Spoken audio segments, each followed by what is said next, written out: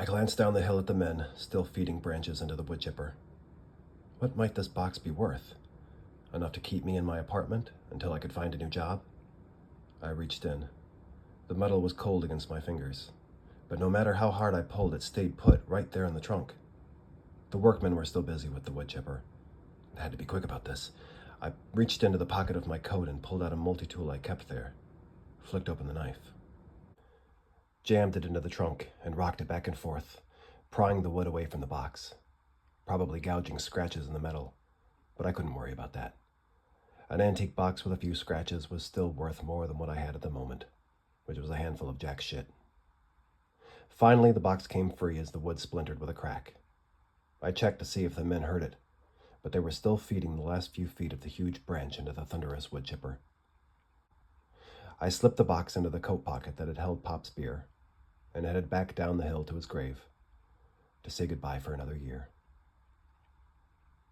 The stupid clasp was jammed shut. I leaned back on the sofa in my apartment and held the metal box up to the candlelight.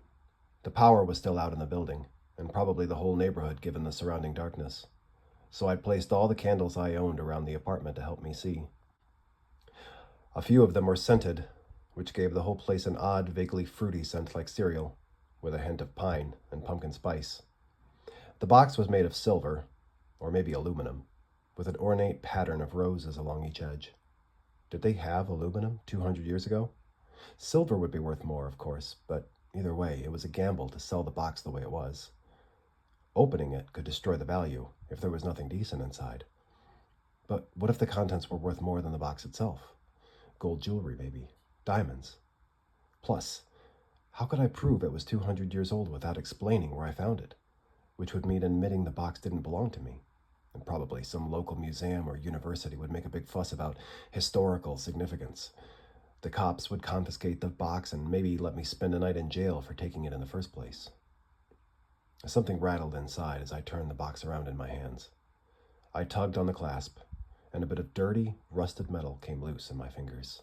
Shit. I had to make a decision.